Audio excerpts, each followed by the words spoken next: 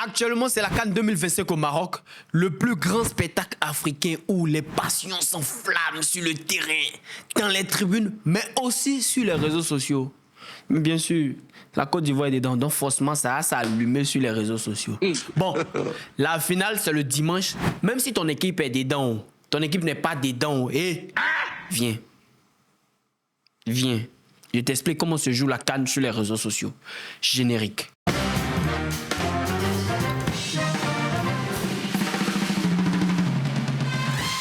En fait, la CAN, c'est ce grand tournoi qui fait vibrer les cœurs des Africains et trembler celui des Ivoiriens parce que nous, on a remporté la CAN 3 fois.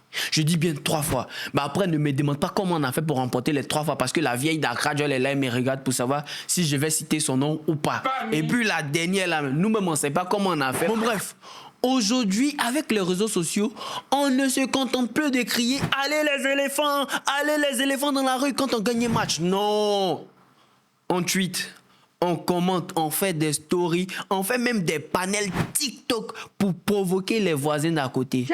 Salutations spéciales aux membres de l'AES. Chacun a pris pour lui, hein. Mais enfin, sauf le Niger, parce que moi, je ne sais même pas si eux jouent CAN là aussi. Mais... Bon, et dans chaque CAN, il y a toujours des confrontations historiques comme Côte d'Ivoire-Cameroun. La dernière fois, là, quand la Côte d'Ivoire a affronté le Cameroun, est-ce que vous avez vu sur les réseaux sociaux? Tout était devenu comme un champ de bataille. À chaque publication, chaque statuette, en fait, statuette, c'est petit des stories, quoi, petit des statuts, c'est ça qui est statuette. Dès qu'il y a un drapeau orange, blanc, vert dans une publication, on ne cherche même pas à savoir c'est quoi la publication. Les tensions montent automatiquement. Bon, après, il faut savoir que au fond, c'est vrai que c'est ballon on joue, hein. Mais tu ne peux pas faire parler avec ta belle famille. Donc, Cameroun, Côte d'Ivoire, ça reste une question de famille, belle ou belle famille. Continue. Sur les réseaux sociaux, il y a d'autres aussi qui vont nous rappeler que Côte d'Ivoire-Égypte, c'est toujours un match engagé où les deux équipes se rencontrent et s'affrontent avec passion. Et chaque fois, quelle que soit la passion, quelle que soit l'intensité du match, il y a toujours l'Égypte qui prend le dessus. Mais cette année-là... Bon, il y a toujours des gens qui vont se prendre pour des coachs, qui sont plus coachs que les coachs eux-mêmes qui coachent les équipes nationales. Ah, les gars, calmez-vous. Après les matchs aussi, attendez-vous à des phrases du genre « Si vous n'arrivez pas à jouer ballon là, si vous n'arrivez pas à marquer, depuis là vous êtes en train de rater devant les poteaux là. Mais allez-y au champ, parce que rater là c'est la machette.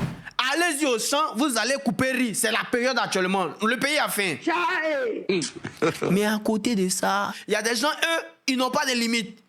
Après une défaite, tu vas les voir en train de faire des vidéos, ramper dans les rues, pleurer comme si Pépé Paul a perdu des élections présidentielles.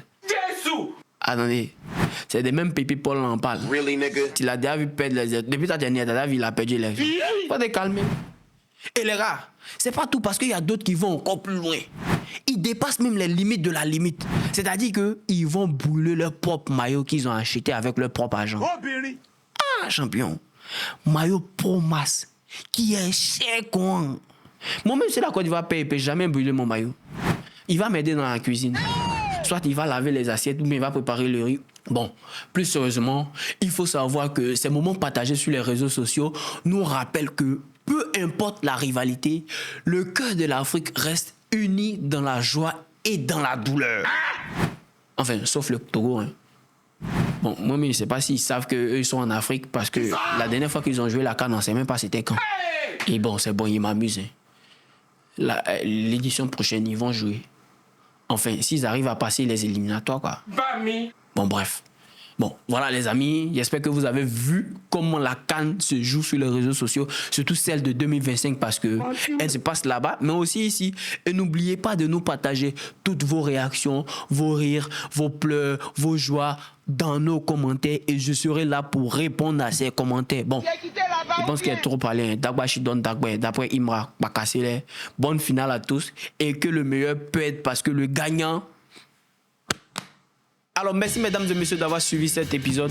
J'espère que grâce à moi, vous savez ce que c'est que la CAN sur les réseaux sociaux. Vous n'êtes pas obligé de payer un billet d'avion pour aller au Maroc pour vivre la CAN.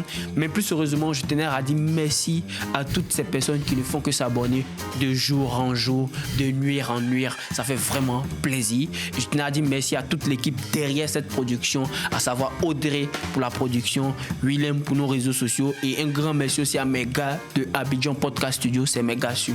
C'est des robots, c'est des macadors, c'est des pacasseurs. On est dans l'esprit de la CAN, quoi. C'est des pacasseurs.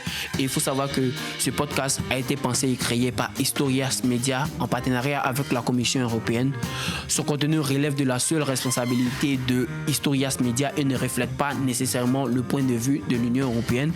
Ce podcast a été financé par l'Union européenne. Voilà. Donc, faut t'abonner. Faut t'abonner, tu vois. T'abonner. Il y a de bonnes années si t'es abonné, de bonnes années. Bon, il y a de toffee. Il y a de toffee, 1000 francs si t'es abonné.